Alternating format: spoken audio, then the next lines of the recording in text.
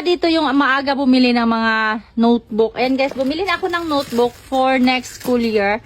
So itong binili ko guys is composition po siya guys ha. Kasi yung anak ko next is grade 5 and also grade 7. Motivational quotes po yung mga cover niya. Ang ganda po niya guys, ang cover niya. Naka-yarn na din siya. 80 leaves po siya. And ipaano ko sa inyo guys. Ipakita ko sa inyo din itong ibang ano niya. Ayan, tingnan nyo guys. So, ang cute po niya yung mga quotes niya. Ganyan po siya guys. So, ito din, pang lalaki. Kasi yung anak ko na grade 7 is lalaki. So, ito.